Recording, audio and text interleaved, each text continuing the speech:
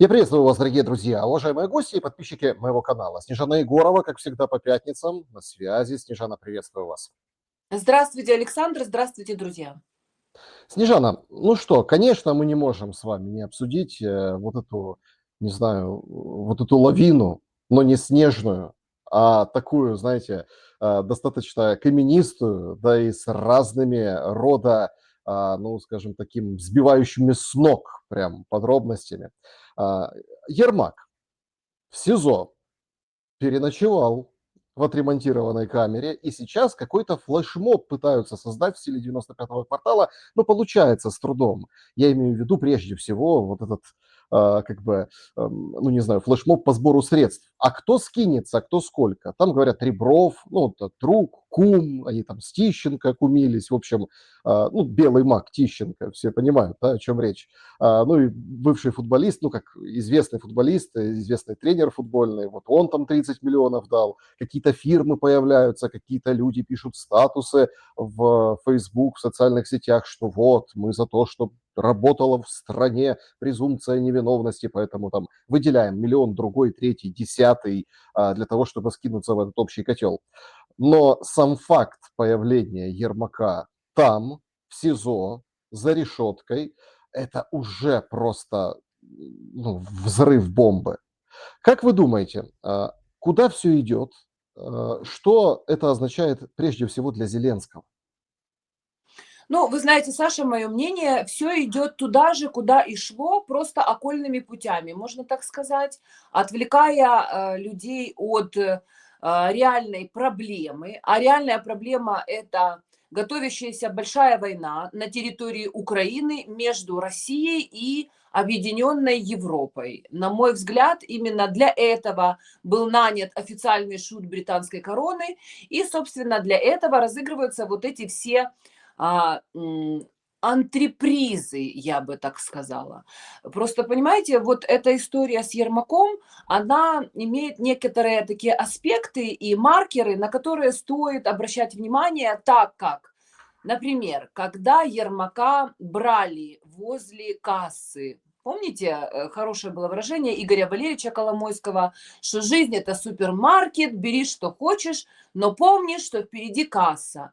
И вот когда Андрей Борисович красиво в белоснежной рубашке, то есть только человек, который знает, что он появится в кадре, и это будет обсуждать по всему миру, оденет такую белоснежную рубашку. Не пойдет как-нибудь по-простому. Вы помните, что Зеленский, Ермак, они в своих застиранных зеленых каких-то камуфляжных костюмчиках, вот этих пижамках, они и в Белом доме появлялись, и где угодно. А тут, значит, Ермак в белоснежной рубашке шествует вдоль большой надписи «Касса» на дворце спорта, давая понять, что он, конечно, большая фигура, и если бы можно было, он бы собрал дворец спорта, потому что это же звезда мирового масштаба. Более того, ну вот эта вся история с залогом, это, конечно же, акт, который совершается для того, чтобы проверить всех на лояльность. Вот видите, Ребров, который хочет занимать определенные позиции на Украине и не планирует их сдавать, он, конечно же, засвидетельствовал свое почтение. То есть, грубо говоря, они со своих вассалов сейчас собирают бабло и, собственно, проверяют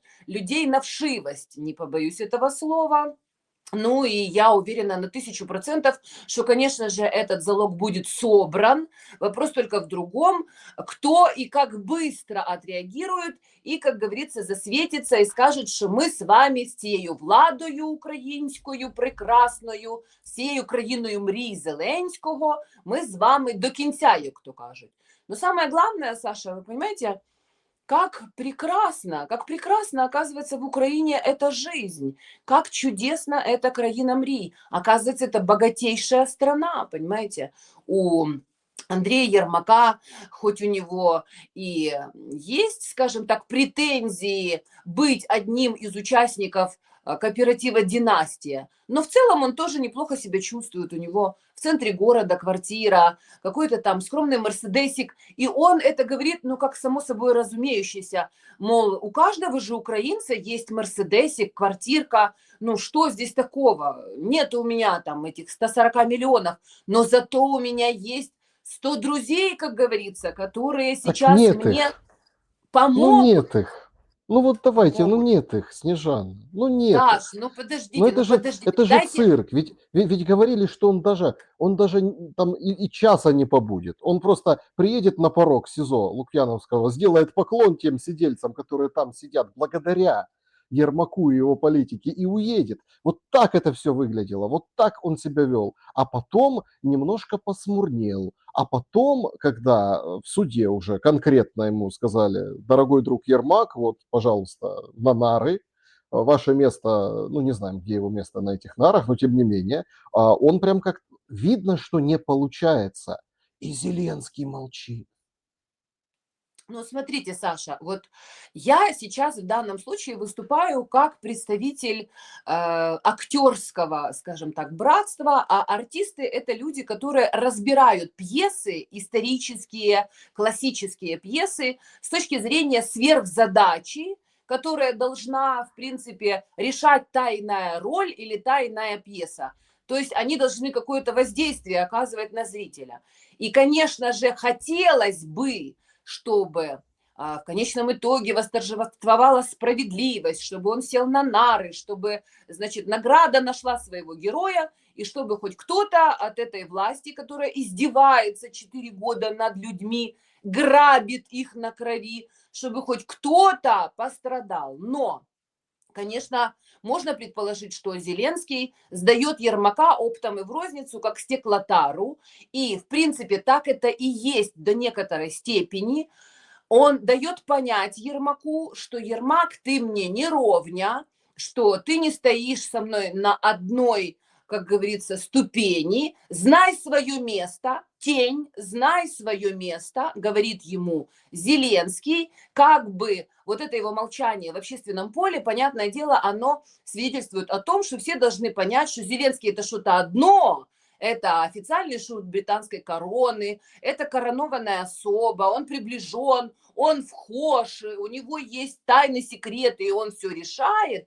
А Ермак это просто голем, который выполняет его задание. То есть это одна история, и, конечно, ее тоже можно развивать, и она имеет право на существование. Но с другой стороны, поверьте мне, с учетом того, какую систему правосудия в кавычках, еще раз в кавычках и в бесконечном количестве кавычек построили вот эти вот уроды моральные, то, конечно, мы можем абсолютно быть уверенными, что Ермак, как говорится, не пострадает. Как в этой войне не пострадал еще ни один олигарх, ни с одной из воюющих сторон, точно так же не пострадает Ермак в плане того, что он не понесет наказания как такового, а такая образцово-показательная порка, понятное дело, нам сейчас демонстрируется для того, чтобы Ермак, в общем-то, тоже был таким страдальцем режима. Мол, Зеленскому уже говорили, что самый честный правитель это тот, который посадит 3 своих ближайших там товарища.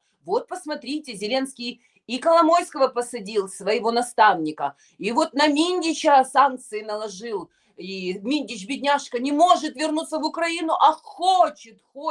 И вот Ермака, как говорится, бросил под поезд вот этого правосудия. Какое правосудие, Саша? Какое? Кто вообще в этой стране получил хотя бы хоть какой-то срок? Посмотрите на Германа Галущенка. Він сидить на тимчасовій слідчій комісії, і там засідає Льоха Гончаренко, и строго, как учитель, задает ему вопрос. Может, вы жалуетесь на свои там какие-то условия пребывания в тюрьме? А Герман Галущенко, да не, вы что это я жалуюсь, хвастаюсь.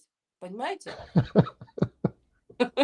А вы думаете, Ермак в белой рубашке будет страдать? Нет, сейчас Ребров, завтра какой-нибудь Козлов, послезавтра Сидоров, и обязательно наскребут, как говорится, Андрюшке на новую По белую сусекам. рубашку. и на новый Мерседес, понимаете? Это все шоу. Шоу, которое призвано отвлекать внимание. Вопрос только от чего, Саша, они отвлекают внимание? От каких контрактов, от каких договоренностей? Куда там помчался Зеленский? В Румынию, в Трансильванию, как говорится, графу Дракуле на поклон? Или, я не знаю, в архивные какие-нибудь документы хоче зануритися для того, щоб дізнатися, как они своего Чаушеску вместе с его супругой Еленой, как говорится, поставили к столбу позора и расстреляли. Ну, то есть, в принципе, все, как говорится, катится по своим рельсам и катится туда, куда я все время вам говорю. А Ермак и вот это шоу, это просто, понимаете, для народа, для пипла вот такое балаганное удовольствие. Но я думаю, что после этого удовольствия, конечно, будут очередные прикручивания гаек, мол, типа порадовались, повеселились, похлопали, дурачье, тупое, безмозглое. А мы тем временем еще пару закончиков приняли, еще пару, как говорится, рядов сетки поставили вокруг этого концлагеря. И завтра будем вас мобилизовать. И женщин, и детей, и стариков, и всех остальных. Если уж Ермаку приходится отвечать по законам, то вам, лохам, сам Бог велел. Понимаете, Саша? Снежана, вот это, кстати, очень интересное наблюдение. Мы вернемся, мы еще поговорим про гадалок Ермака, про то, что там суд запретил ему с гадалкой общаться, понимаете? То есть это прецедент для украинского вообще правосудия, которого нет, да? То есть с Как вообще, гадалкой, как он будет жить? Он же даже не будет знать вообще, как ему кушать ему еду, которую подают ему в этом СИЗО. Или, может быть, она отравлена. Это ж только Вероника может ему сказать, понимаете? Это женщина святая практически. вообще, конечно, вот почему Вероника, там же Мария Тихая была, ну та хотя бы там есть куда глянуть, на нее как бы в прямом смысле этого слова там куча подписано людей, ее там как бы знают хотя бы, а то какая-то Вероника еще и фэншуй, понимаете? Изначально фэншуй это для того, чтобы, как правильно, в общем, уходить в мир иной, ну такая китайская похоронная история. Мы Ну, это вы сейчас знаете, все... Саша, у каждого мужчины свои предпочтения. И, как говорится, может быть, Вероника обладает определенными талантами, понимаете? У нее такая голова, голова интересная, глубокая, может быть. Мы же не знаем фэн-шуй, что имелось в виду, понимаете? Ну, то есть, грубо говоря, у каждой мыши, как говорится, свои крыши. И, собственно, я думаю, что Ермак таким образом хотел демонстрировать, что у него своя тема, понимаете, и он не будет там в общей какой-то кастрюле вариться. Такой он прекрасный, замечательный, лучше всех практически. Ну и к тому же, вы понимаете, Вероника, Мария Тихая и прочие вот эти вот гадалки, это, безусловно, целый отряд тоже людей, это под подвид, понимаете, то есть есть вид, а есть подвид, который тоже там конкуренция, я думаю, бешеная. С учетом того, сколько у нас там, 25 или 30 сезонов битвы экстрасенсов прошло, то, соответственно, вот этих гадалок, колдунов, ведьм, понимаете, и всяких ведунов и экстрасенсов такое количество, что, я думаю, Ермак их вот так вот перебирал, знаете, оптом и в розницу. Сегодня одна, завтра вторая, послезавтра третья, а они готовы на все. Мы же не будем забывать, что Ермак – это же еще и продюсер. То есть, если позвонить вот этим гадалкам, список, который, я думаю, Ермак получил там от соответствующих структур телевизионных, то они прибегут и покажут, и расскажут все, что ты хочешь, понимаете? Ну, на сегодняшний день вот Вероника попала под раздачу. А сколько их там было и сколько их упало в эту бездну, мы же не знаем на самом деле. Я думаю, что она была далеко не одна и не одинока в своем деле по восстановлению, как говорится, справедливости на этой земле грешной.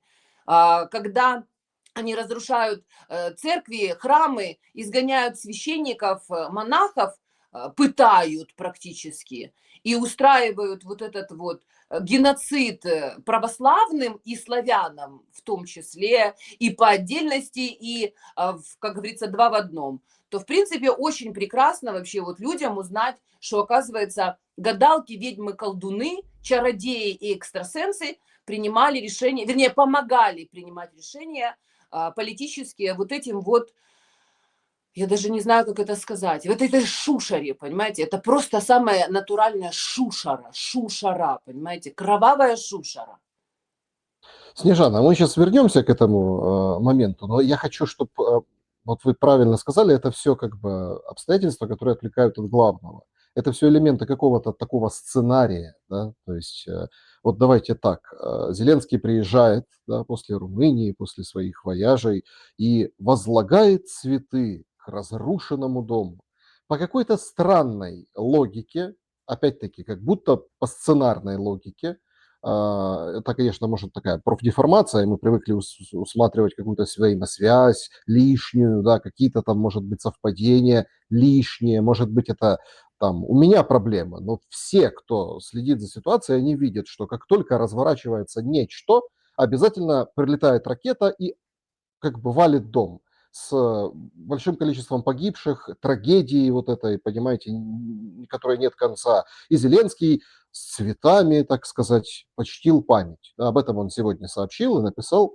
Меня интересует вот как бы вопрос о главном. Выходит Лавров, значит, и заявляет, что команда Трампа первой передала Путину предложения по завершению войны Украины, которые как бы легли в основу духа Анкориджа. То есть мы теперь узнали о духе Анкориджа немножко больше, что это как бы инициатива американская этого духа. И спустил этот дух, собственно, Уитков, и спустил Трамп. В общем, по словам Лаврова, Уитков привез Путину предложения, которые опирались на понимание Соединенными Штатами первопричин кризиса, включая недопустимость вовлечения Украины в НАТО, а также признание реалий на земле, которые сложились по итогам состоявшихся соответствующих территориях референдумов. Это я цитирую Лаврова, поэтому так немножко подглядываю.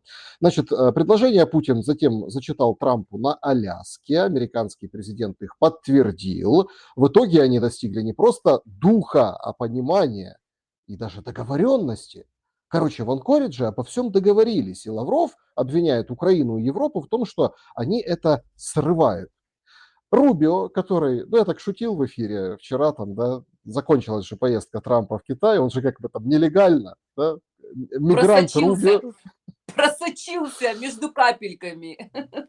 то есть мигрант Рубио, понимаете, потому что он вынужден был лететь под чужим именем, на него санкции в Китае, но тем не менее он присутствовал в составе делегации, присутствовал, наверное, как Рубио, но летел не как Рубио. Короче, он сам говорит, да какая-то вот такая, короче, шляпа с этими вашими переговорами, не договариваемся, не получается. Ну, у него там вообще 7 пятниц на неделю, я его читаю, он говорит, мы уйдем потом. Нет, мы не уйдем, мы единственные, кто может. В общем, вот такая вот, скажем так, возня из заявлений, но за этими заявлениями абсолютно четкий посыл. Россия говорит, Америка, ну, вы же это сами предложили. Америка, ну как-то, не валяй дурака Америка, помните, такая была песня? Да-да-да, да. Может быть, это главное, от чего нас вот этим шоу, спектаклем «Посади Ермака», я помню такая, я не знаю, вы сталкивались, не сталкивались, но я помню, был период, вот когда у всех был ВКонтакте, помните, еще не было такие новые соцсети, не было такого разделения, и там были такие приложения с играми. Кто-то ферму садил, выращивал, там всякие там штуки, собирал урожай, а кто-то играл в игру «Тюряга». Тюряга.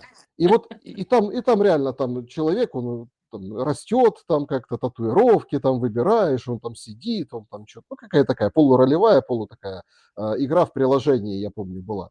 Так вот, нам эту тюрягу сейчас скармливают, чтобы мы за вот эту суть, о которой говорит Лавров, не поняли. Если окунуться в суть, а в тюрягу поиграем чуть позже, то к чему идут противоречия и противостояния между США и Россией, или этих противостояний нет, есть просто как бы невыполнение договоренностей. Ну, я думаю, что есть и то, и другое. Есть и противостояние, и невыполнение договоренностей, но с другой стороны есть желание, все время какое-то такое неистовое желание российской власти договориться с врагом. Ну, то есть, с одной стороны, людям, простому народу, русскому, в том числе в России, рассказывают с пропагандистских каналов, какие наши враги там и здесь, и мы же это понимаем и знаем. Это экзистенциальная борьба, и мы, русские, должны, как всегда, как говорится, затянуть пояса, закусить удила и бороться, значит, за свое существование. А с другой стороны, там же рассказывают о том, как вообще мы готовы и с этими договориться, и с теми, значит, наладить контакты и потоки запустить под предводительством Виткофа и Кушнера, и как прекрасно вообще Витков и Кушнер отведали растягайчиков, как они раздухарились, понимаете, просто какой-то такой себе пирдуха, понимаете. То есть вообще непонятно, по большому счету, что происходит в мире.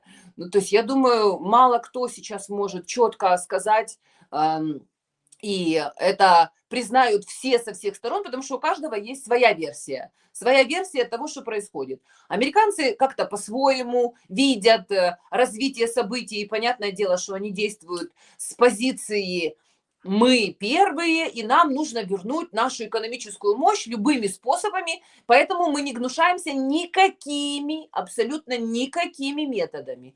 И вот этот пир духа Анкориджа, где Трамп, значит, сказал, что да, я ж все понял, мне рассказали, значит, как нужно закончить войну, я понимаю, кто там прав, кто виноват, я знаю, что Америка участвовала вообще в создании этого конфликта, и, конечно же, мы поможем вам, русские, мы вам поможем разрешить этот конфликт.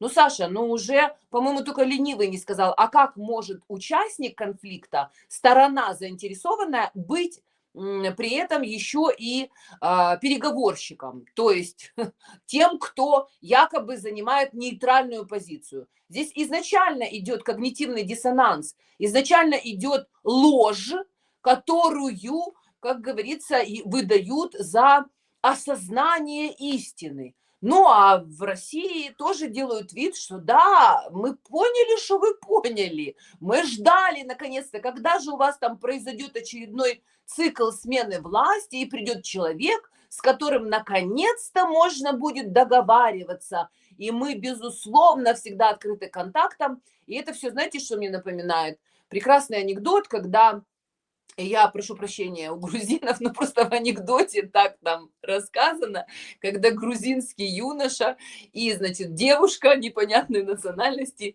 едут в одном купе, и, значит, он ей так горячо смотрит в глаза и говорит: «Боже, я вас так хочу!» Она говорит: «О, Боже, я вас так боюсь!» Он говорит: «А я вас очень хочу!» Она говорит: «А я вас очень боюсь!»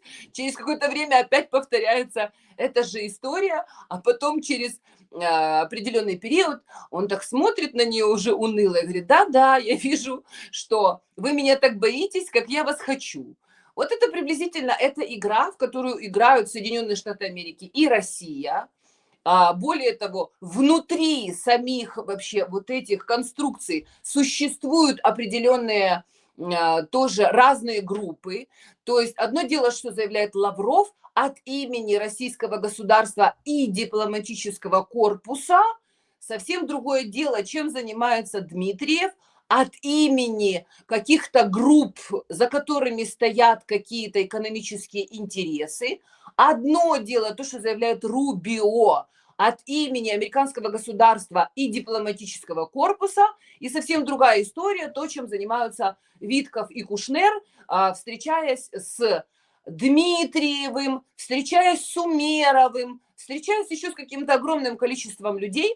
То есть налицо мы видим, что несистемный бизнес, тот, который не имеет отношения к государственным структурам, но действует под их контролем или под эгидой, или вопреки вообще их контролю. Мы не знаем этого, нам никто не рассказывает вообще, почему существует вот эта дихотомия, почему под государственными структурами существуют еще другие структуры, которые не подотчетны государству, и по сути они действуют в каких-то частных интересах. То же самое происходит в России, то же самое происходит в Соединенных Штатах Америки. Я уже не говорю, что это всегда происходило в Британской империи, потому что вот эта так называемая монархия которую нас убедили в этом. Нас в этом убедили. Это была целая спецоперация, которая десятилетиями рассказывала, что британская монархия, боже мой, она имеет абсолютно такой символический характер. Они вообще ничего не решают, они никакие решения не принимают. У нас здесь демократия, у нас парламент, депутаты, ля-ля, фа-фа и все остальное. Но при этом на поверку оказывается, что от перемены мест слагаемых сумма очень даже сильно меняется. Одно дело, какая была политика при жизни бабы Лизы, а как только пришел ее сынок, вот это вот исчадие ада, карлик, который долго ждал своего часа, тут же началась война, потому что он гораздо более агрессивный, но при этом скрытый характер имеет его агрессия. То есть он улыбается, keep smile, такие благородные дедушки, бабушки, Камила в шляпке, он практически при смерти, он умирает, да все никак не умрет, а в это время уже миллионы, как говорится, живых душ закопали в землю. То есть вот это все происходит везде. И, соответственно, Украина тоже, она действует в таких же рамках. То есть существует якобы какая-то официальная версия страны, типа какие-то органы как бы государственные, но на самом деле существует мафия, которая действует совершенно по другим принципам, поставила на паузу Конституцию, плевать хотела вообще на народ, на людей, короче говоря, занимается разграблением, строит здесь что-то совершенно другое, то есть даже то, что НАБУ и САП это органы, которые являются параллельной юстицией и которые, по сути, в государстве Украина не имеют конституционного характера, то есть это вообще, скажем так, ну, нонсенс, оксюморон, который мы наблюдаем на Украине, но это происходит везде, везде, и поэтому, конечно, мы не можем до конца понять, что будет и как это будет. Но то, что очевидно, разгоняются военно-промышленные комплексы, которые на Западе, как мы знаем, они не являются в полной мере государственными структурами. Да, они получают государственные заказы, но это частные компании, которые заинтересованы в эскалации войны. А с учетом того, что в Америке вообще, ну, как бы лоббизм признан как нечто официальное, то эти же компании военно-промышленные, они смело дают мешки денег сенаторам и людям, которые принимают в государстве какие-то решения для того, чтобы эскалировать войну. Вот что мы имеем, понимаете, мы имеем вот этот вот многослойный пирог, который весь от начала до конца пропитан алчностью, ненавистью к людям, эскалацией и стремлением нажиться любой ценой. То есть если взять вообще общее информационное поле и послушать, что выдают на гора разные рты, хоть в Соединенных Штатах Америки, хоть в Англии, хоть во Франции, хоть везде, нигде там не сказано о мире, нигде там не сказано о гуманизме, нигде там не сказано о том, что человечество должно прийти к консенсусу, должно жить ради будущих поколений и прочее и тому подобное. Везде, куда ни плюнь, везде сказано, что эти должны воевать с теми, а тут непримиримый конфликт, экзистенциальная угроза. Причем Запад открыто, они же не стесняясь говорят, что они хотят расчленения России. Они заинтересованы в том, чтобы добраться к ее ресурсам. Им не нужна эта власть никакая, хорошая или плохая, либеральная, или там какая-то диктатура, тем более им не нужна, потому что им Россия вообще как таковая не нужна. То есть в конечном итоге сейчас мы можем, например, констатировать факт, что, возможно, при встрече Си и Трампа на каких-то там, скажем так, планерах, где их никто не послушивает, не подсматривает и, как говорится, не может зафиксировать этот разговор, может быть, они вообще там сидят и решают, как они будут Россию расчленять. С одной стороны Китай, а с другой стороны Соединенные Штаты Америки. И, в принципе, вот эти все духи Анкориджа, все эти договоренности, мы все понимаем, да мы все там поучаствуем и все остальное. Это только лишь была спецоперация по тому, как, ну, усыпить бдительность русского народа, русской власти, да, пообещать то, чего мы изначально не собираемся выполнять, что, собственно, они делают на протяжении всех этих лет, с 2014 года. Как мне помнится, Путин неоднократно сам об этом сообщал на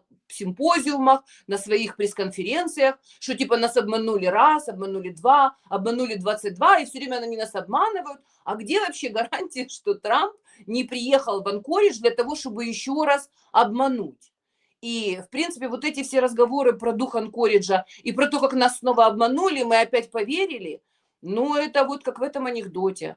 Вы меня так боитесь, как я вас хочу. Я вас так хочу, как вы меня боитесь. Поэтому, ну, Саша, будем наблюдать. Но пока что никаких положительных результатов мы не видим. И пока что там во Франции, в Испании, в Италии, они там что-то возмущаются, но живут как минимум в мирном пространстве. А страдает сейчас вот наша с вами страна, наши с вами соотечественники. И не все из них нацисты, и не все из них хотели убивать русских, и не все из них скакали и кричали москаляку на геляку, но в их дома прилетает, и этот гребаный черт, понимаете, который ходит с угрюмым лицом и возлагает цветы, понимаете, а в это время гребет бабло себе по карманам. Он будет продолжать куражиться, потому что у него личные гарантии безопасности от Кремля в том числе. Мгм. Ну, смотрите, у него личная гарантия безопасности от, в общем-то, князя тьмы, судя по всему. И вот, знаете, можно тоже вспоминать, вот Егорова, вот это вот включается к Шелесту по пятницам, и давай вот это наркоман, сатанист, ну, пожалуйста, послушали Мендель, вот, пожалуйста, послушали, внимание, то, что зачитывают прокуроры из материалов дела, да, вот про этих, ну это же просто что-то с чем-то. Ну, то есть взять портреты, ну или там фотографии, морды лица глав НАБУ и САП и отнести на кладбище, чтобы закопать. Взять вот этот могильный песок и его, в общем-то, сыпать из кладбища, сыпать для того, чтобы уравнивать и притаптывать, ну, вот эту вот, скажем так, полянку, вокруг дома, вокруг фундамента вот этой династии. Это же тоже о чем-то говорит. Понимаете, разрушение и вот этот вот, ну вот опять-таки вы говорите гарантия от Кремля. Ну, сложно что-то здесь как бы как-то оппонировать, потому что все посмотрели, как воюет Иран, как воюют с Ираном, все посмотрели, что такое война и что такое вот специальная военная операция, которая, конечно, у американцев захлебнулась. Они получили больше проблем, чем козырей, и все отмечают, что Трамп съездил к Си Цзиньпину, там расшаркивался, благодарил, там 200 самолетов привез оттуда. Ну, какие-то такие очень вроде как важное, да, заявление, ну, там, что вот там мы будем, но получил четкий посыл по Тайваню. Я вообще не понял, зачем вот этот Маск, Безос, вот эти все как бы плеяда вот этих топов там были. Ну, понятно, что они Пожрать. хорошо, нет, они хорошо погуляли. Это видно, есть там фотографии, видео, то есть как там Маск, там столы ломятся, как у них все хорошо, красиво. Причем у них там и в программе тоже там обед с Си Цзиньпином, прогулка с Си Цзиньпином, ужин с Си Цзиньпином. Понимаете, второй ужин, наверное, был, еще и третий. То есть, но по сути, ну, давайте честно, Трамп оттуда привез кукиш с маслом. То есть мало что у них получается. Плюс тоже, вот вы так говорите, что они, возможно, с Пекином делят Россию. Там 3 дня с делегацией, и вроде как 20 в районе 20 числа Путин с однодневным визитом туда приедет. То есть, понятно, не пересеклись. Хотя многие возлагали надежды, что не пересекутся и в Пекине разделят мир. И решится вопрос и с Ираном, и с Украиной, и так далее. Но настолько были завышенные ожидания от этой встречи Трампа и Си Цзиньпина, и настолько, по крайней мере, сейчас это выглядит пустопорожним, извините, ну, пустопорожним. Ведь от этой встречи могли быть просто ну, изменены правила игры в мире. Мог просто, я не знаю, там ось Земли на чуть-чуть, помните, как Жириновский говорил, ось Земли могла на чуть-чуть поменяться, и вообще океаны бы были в другом месте. Но мы видим, что нет. Как вы думаете, почему? Но мы еще посмотрим на то, что произойдет после однодневного визита Путина к Си Цзиньпину. То есть, скорее всего, вот эти все празднества, гуляния, понимаете, опять же, нажрались медуз, понимаете, и огурцов всяких разных, и там уже сидел Илон Маск, и уже не знал вообще, как ему впихнуть невпихуемое. Я думаю, что это тоже отвлекающий маневр. То есть какие-то важные моменты, которые были подготовлены, вы же знаете, все специалисты по протоколу и по вот этим всем политическим большим встречам говорят о том, что лидеры таких вот держав, как Соединенные Штаты Америки, Китай и Россия в том числе, супердержав, они встречаются лично только лишь когда уже подготовлены все моменты для подписания каких-то вещей или для личного согласования каких-то вещей. Поэтому мы же не знаем, о чем на самом деле Си и Трамп поговорили. Ну вот я считаю, что там вопрос идет раздела России, раздела, понимаете, и вопрос только в другом. Что скажет Си Путину? Он его поставит перед фактом и объяснит ему, что лучше, как говорится, не сопротивляться под клиентом, лучше расслабиться и получить удовольствие тем, кто сможет получить удовольствие. Потому что сейчас, когда делят Украину, есть тоже те, которые получают удовольствие. Ребров получает удовольствие, судя по тому, что он собирается поддержать Андрея Борисовича Ермака. Ермак получает удовольствие, Миндич получает удовольствие, Елена Зеленская, Владимир Зеленский, все их родственники, друзья, подруги, понимаете, и все, кто им присягнул на верность, они все получают удовольствие. Посмотрите, это богатая страна. Когда за одного, второго, третьего политического, можно так сказать, деятеля платят по 180, по 300 миллионов залогов. Это богатая страна, понимаете? Они богатеют, у них династии, понимаете, у них дворцы. Другой вопрос, что к народу это не имеет никакого отношения. А люди друг друга убивают, понимаете, истязают, привязывают к столбам, бусифицируют, рвут на части. Кричать, что вы робите? Понимаешь? Это вообще не имеет никакого отношения к народу. То есть элиты, у них своя жизнь, она уже давно оторвана от их собственных народов. И то, что делает Урсула фон дер Ляйен и ее брюссельская вот эта тусовочка, которая издевается над теми, кто вошел в этот Евросоюз. То, что делает Зеленский, то, что делает Трамп и его тусовка по отношению к американцам. Поверьте мне, там тоже, если уже поднимаются вот эти голоса, там Такера Карлсона и всей этой, ну, как бы, оппозиции, которая говорит, что мы идем куда-то не туда, наше государство уничтожается, нашим государством управляет еврейское лобби. Они об этом открыто говорят. Ну, то есть не только Егорова, но и Такера Карлсона обвиняют в том, что он страшный, ужасный антисемит, что он не дает еврейскому лобби, понимаешь, добраться до всех рычагов управления этим государством и набивать карманы, и рассказывать всему миру, пользуясь доступом к средствам массовой информации, что самый главный в этом мире и супердержава – это Израиль. Понимаете, вот Беньямин Нетаньяху, он сообщил, что Израиль – это супердержава. То есть, если вы не знали, что супердержава – это какое-то большое государство с большим населением, там, с какими-то ресурсами, с какой-то историей, то теперь знаете. 49-й год создания еврейского государства, Беньямин Нетаньяху, геноцид палестинцев и несанкционированная агрессия на Иран, страну, которая больше тебя в несколько раз, но при этом они супердержава. И во главе государства военный преступник. Вот так вот выглядит супердержава. Поэтому, Саша, вы понимаете, сейчас вообще что бы то ни было прогнозировать очень сложно. И самое ужасное, понимаете, что когда ты начинаешь говорить людям предположения, которые очень сильно похожи на правду, потому что она проистекает из логики происходящих вещей, на тебя сразу тут же набрасывается 1000 голов Геббельса и с одной, и с другой стороны. Понимаете, ужас заключается в том, что Зеленский только лишь мечтал создать вот этот инструмент 1000 голов Геббельса на территории Украины, которые бы защищали его вот такой стеной, понимаете, непробиваемой, стояли между ним и простыми людьми, украинским народом.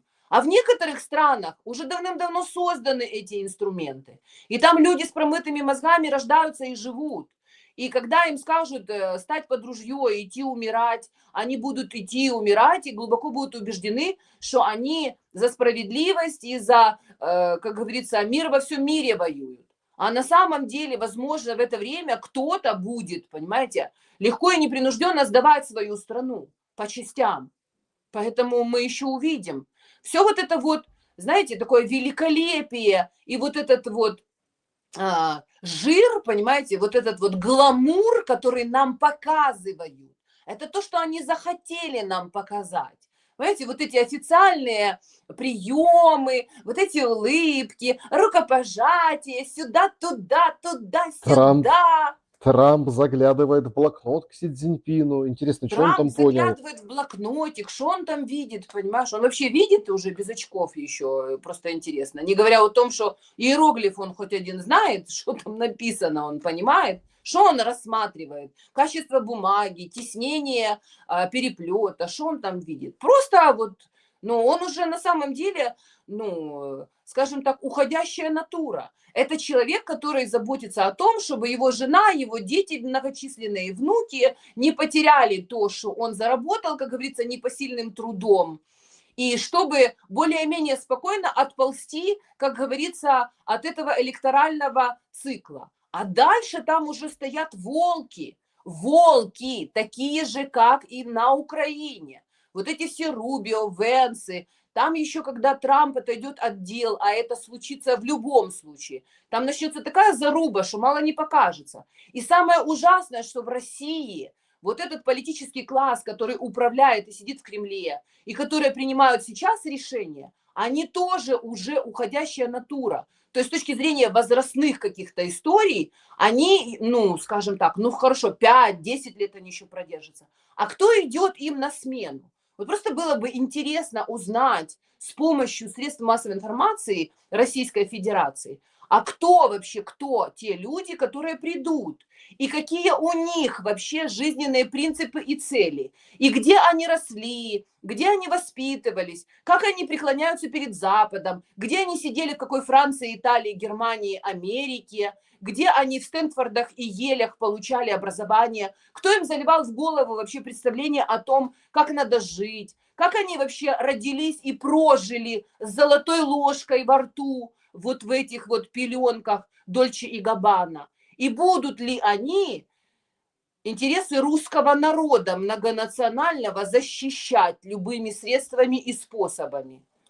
Или они по старой доброй традиции скажут: да ну нафиг, яхты, дачи, все дела, шалабала, капитализм победил. Мы просто будем здесь, как говорится, хорошо зарабатывать. Чем они будут отличаться от Зеленского и от Ермака и еже с ними? Я думаю, ровно ничем. Просто это будет называться концлагерь Украина, а то будет называться концлагерь Российская Федерация. К этому все ведется. А придет ли оно туда, это уже другой вопрос.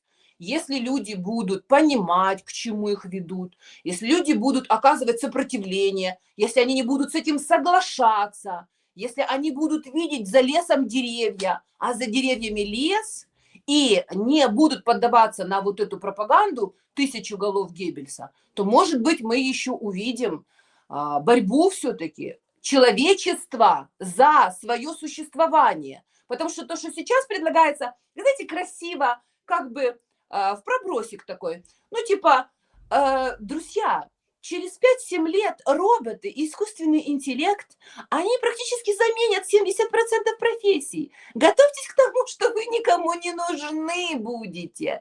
Соответственно, может быть, вам дадут базовый доход, а может быть и не дадут, потому что есть другие версии и варианты. Эвтаназия – прекрасный способ уйти из жизни, если вы не нашли себя в этом мире.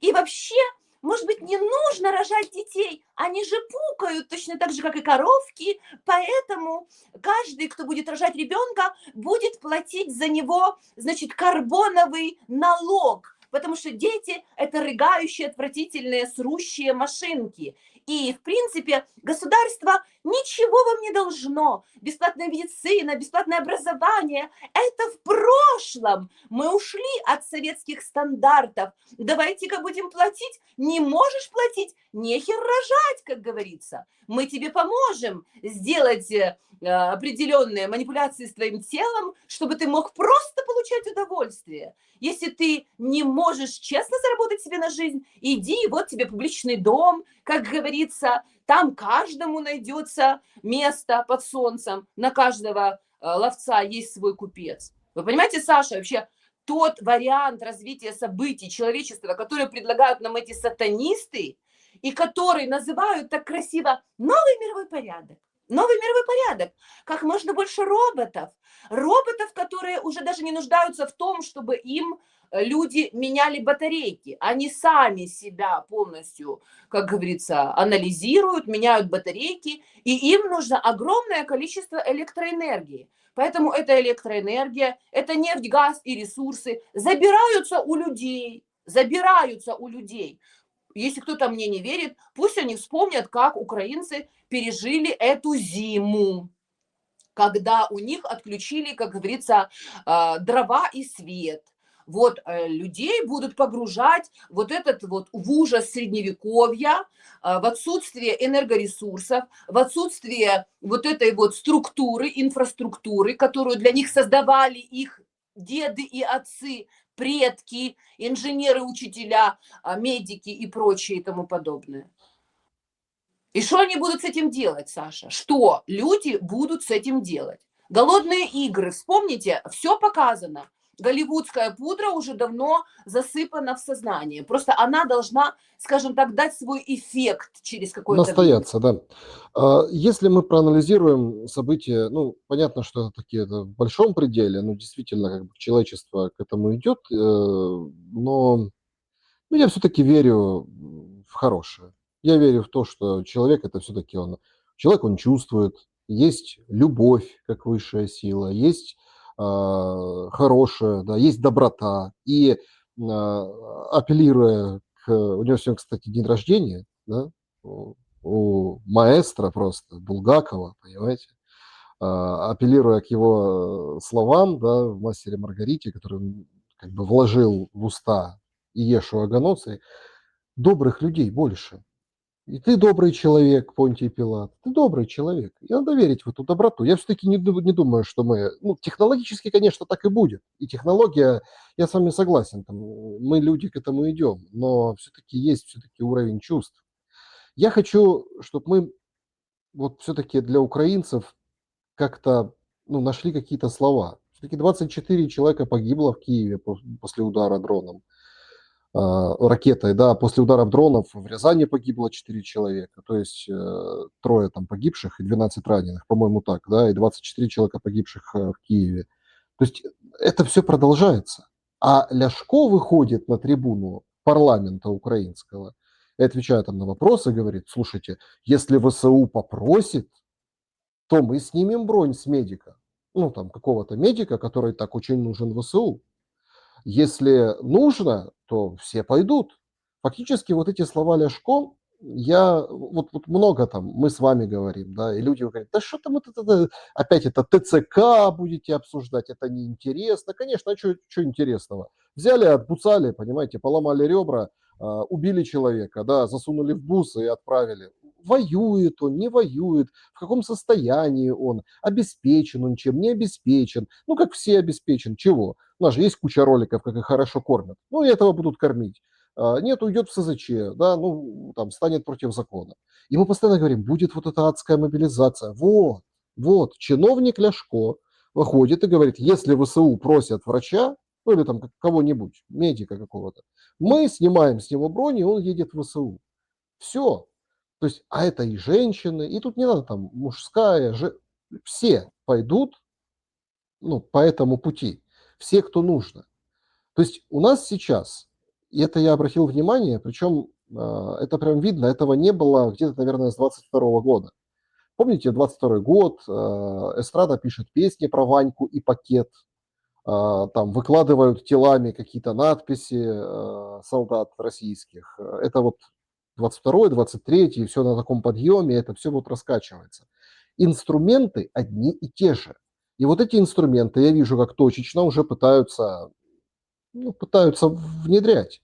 Генштаб выходит и рассказывает, тут Лубенец потом выходит и рассказывает о том, как злые вот эти коварные орки уже бездыханных там, убитых своих противников из вооруженных сил Украины отнимают им головы, всякие там, в общем, пытаются надругаться так или иначе. Короче, опять идет вот этот пошла эта волна расчеловечивания.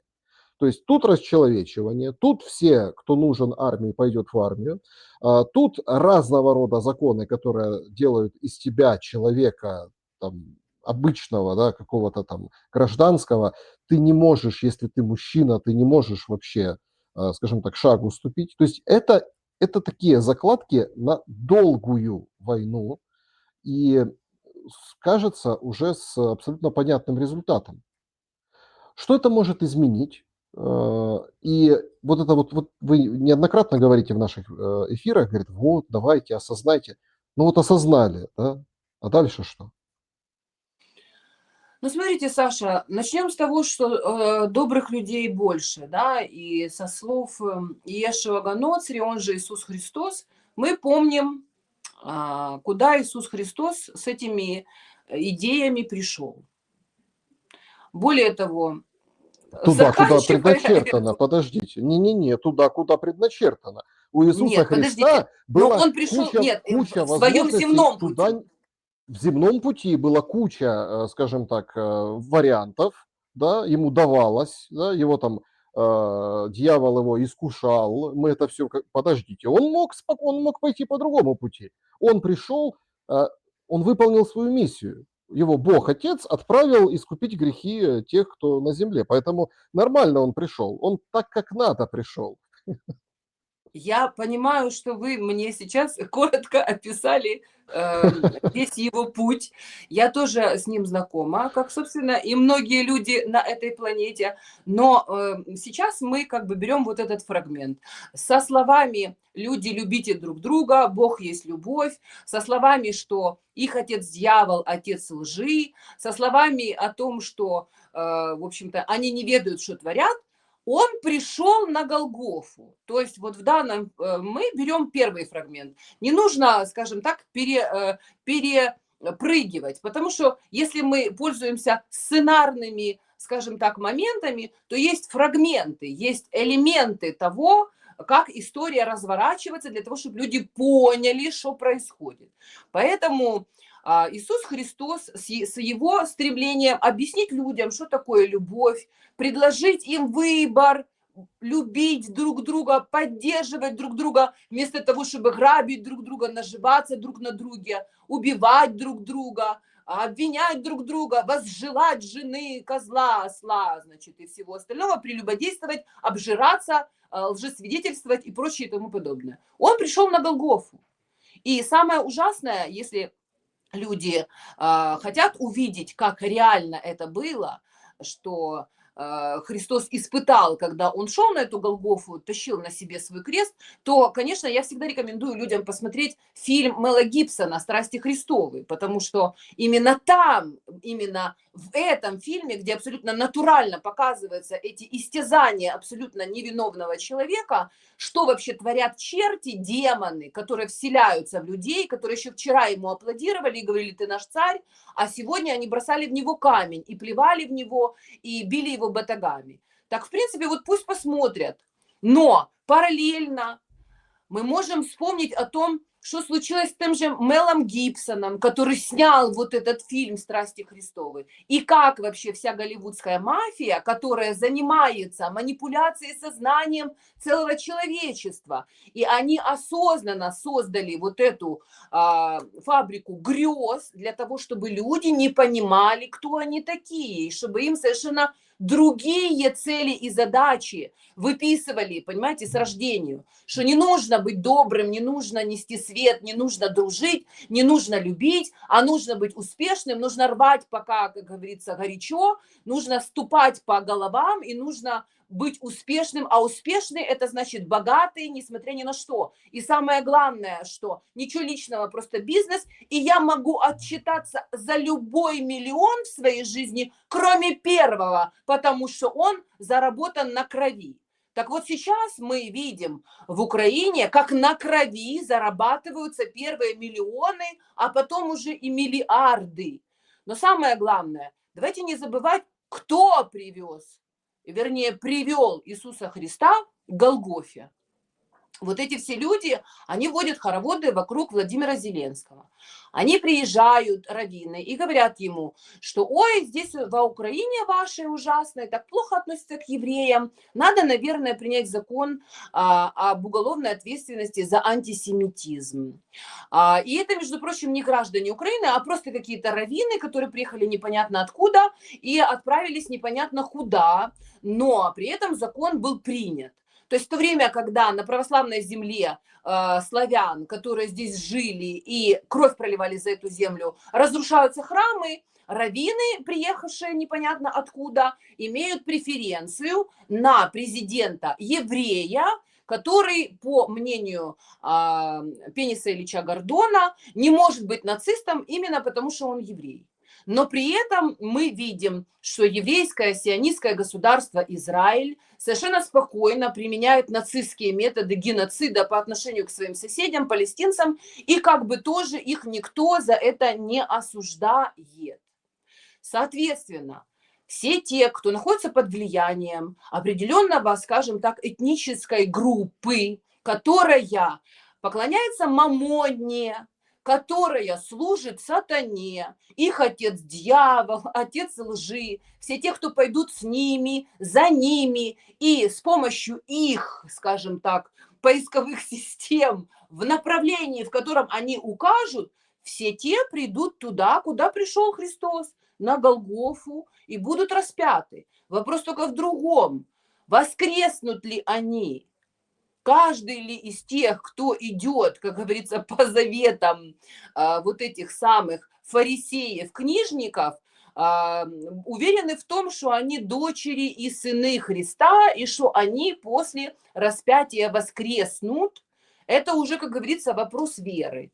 Ну, а что касается вот этих всех оккультных практик, историй, вот этих всех земли, с кладбища, закопанных вот этих портретов и вот этих всех оккультных практик, так извините, Пенис Ильич Гордон, который возводил на пьедестал Владимира Александровича Зеленского, брал у него интервью, улыбался и говорил, посмотрите, какой хороший мальчик, какой хороший мальчик.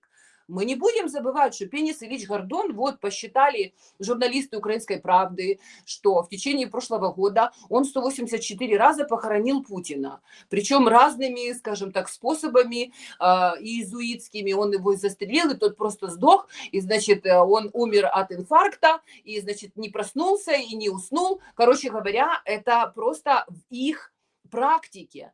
Не будем забывать о том, что некоторые политические деятели, тот же Корбан сообщал, что на него были осуществлены с помощью еврейских раввинов какие-то практики, значит, или он осуществлял какие-то практики по отношению к каким-то своим врагам, что они там собирались на каком-то кладбище, какие-то заговоры говорили, какую-то землю, значит, собирали. Это вообще совершенно нормально в их иудейской традиции. Вот эти все практики оккультные, каббала, вот эти все, значит, заговоры, вот эти все, значит, специальные слова, которые они произносят. То есть это все совершенно естественно для них. И я вам хочу сказать, Саша, все те, кто будут идти по этому пути, слушать, учиться, практиковать, как говорится, прислушиваться как к мнению взрослых, вот этих вот людей и этой группы, если они уже давным-давно владеют умами человечества через средства массовой информации, то у человечества нет шансов, понимаете? Они и ведут человечество, как того же самого Иисуса Христа, на Голгофу для распятия. И, собственно, о чем они говорят в своем плане апокалипсиса? Что все сгорят, и только 600 праведных душ еврейских каких-то там, значит, праведников возвысятся над этим пепелищем, а потом спустятся на землю, и всем тем, кто выживет, без света, воды, тепла, без мозгов уже и без возможности, как говорится, сопротивляться. Вот те, значит, будут, обретут новую землю и новую жизнь, и они будут пасти эти стада гоев, вот этих полулюдей, животных глупых, как бесчисленные стада. Ну так а что, о чем вы сейчас говорите? О каком добре? О каком добре, Нет, если... я верю в добро, Снежана. Извините, но я Саш, верю в я добро. И тоже верю, я я знаю, тоже и даже верю, больше того, но я знаю, вера что не может... вы тоже в это верите. Более того, вы не просто верите, мы еще с вами беседуем на эту тему, понимаете? Ведь это ведь очень важно. Вот то, что вы сейчас сказали, на самом деле я хочу сделать акцент, и это будет классный финал нашего эфира, потому что а, это же смешно. 184 раза похоронил Путина. Да, это практика. Это практика. То есть вот он в информационное пространство, в мир, да, то есть через интернет, через там тот же YouTube, где мы с вами сейчас беседуем, понимаете? То есть он же посылает вот этот сигнал. Вот он умер, вот там в холодильнике, вот еще что-то, вот еще что-то. Более того, то есть я помню, у меня же тоже был на канале достаточно часто, а потом он как бы, ну, потерялся, да? Вот этот профессор Соловей, понимаете? И я у него спрашиваю, ну так не умер же. Ну там, ну, понятно, что можно там двойников там рассказывать это все, но не умер. А говорит, Воскрес! нет, ну да, нет, говорит, вот смотрите, мы должны это делать, ну, он как бы он проговорился в каком-то там из последних интервью, которые мы с ним записывали, там год назад, может больше, не знаю. В общем, он говорит, мы когда вот это проговариваем, мы как бы допускаем возможность, то есть ну, как бы мы программируем, да, и вот какие следующие шаги. И тут плевать на жизнь человека, тут вы правы. То есть тут все равно. Давайте создадим YouTube-канал, и будет там какой-нибудь там мужчина, маломальски там популярный, да, какой-нибудь там блогер, выходить и день через день рассказывать, что там кто-то из вас умер. Вот прям через день. Это практика. Вот вы отлично, это практика. Практика черного мага. По-другому это не назовешь. То, что сейчас происходит с этой страной, которая погрязла во лжи, коррупции, ужасе, который происходит каждый день, когда люди просто не проснулись в своих квартирах, потому что прилетела ракета. Этой смерти, 24 смерти можно было избежать, просто закончить войну, просто включить мозг, рацио, просто ну, сердцем как-то прочувствовать боль этих людей и их родных, которые там остались, понимаете, и которые будут всегда, всю жизнь будут оплакивать своих. Нам показывают 200 человек, там меняли там первые обмены, они там выходят в шоке, вот эти люди. Ну, а мне их жаль. Во-первых, потому что они прошли вот такое. Никто не жалеет человека, что он это прошел. Никто не воспевает человека, что он это прошел. Плен военный, например, да, тяжелую там разбитую квартиру, утрату близкого человека. Никто не воспевает силу духа, а все только хотят пир духа. Вот в этом наша проблема. И мы здесь, давайте тоже будем заниматься практиками нормального отношения к действительности, общепринятых, общечеловеческих, вне зависимости от религий, вероисповедания, каких-то деталей, конфессий или каких-то мировоззренческих категорий, вещей, что любовь, она победит. Снежана, спасибо вам большое за то, что практикуемся по пятницам. Спасибо, Саша, огромное вам за то, что вы даете возможность мне высказаться, и что наша аудитория, которая вас внимательно слушает, она понимает, что когда я говорю о таких страшных вещах, я это делаю не для того, чтобы их приумножить, а я это делаю для того, чтобы люди их увидели в реальности, насколько страшна эта бездна, и чтобы они в последний момент отошли от этой бездны и не вели туда своих детей, и сами туда не шли. Потому что такие практики уже давно существуют, не нужно создавать этот канал. Пенис Ильич Гордон уже давно практикует это еще со своего бульвара Гордона, где, собственно, он запустил эту схему. Гадалки какие-то, чучулки и все остальные экстрасенсы, которых он возил по Украине и сводил людей с ума. А люди должны помнить на Украине, что они православные и славяне, и что стояли 3 лавры стояли стеной от этой западной чумы, понимаете, это пир во время чумы, потому что мы пропустили этот удар, когда позволили, во-первых, колокольный звон убрать, который очищал пространство и мозги наших людей, и когда позволили плевать в нашу веру. Как только люди вернутся к вере и истинно поймут, о чем говорит Иисус Христос и о какой любви к простому человеку, просто как самому факту существования на этой земле, вот тогда начнет все меняться. И я, конечно же, в это тоже верю. И спасибо, Саше, за то, что мы в этом смысле единомышленники. Друзья, спасибо, что смотрите. Напишите, в чем, может быть, мы не правы. Или там, я не прав, Снежана прав. Вы любите это писать. Напишите, но напишите о главном. Получается или нет? Получится или нет? И самое главное, берегите себя и друг друга. Добра и света. Увидимся.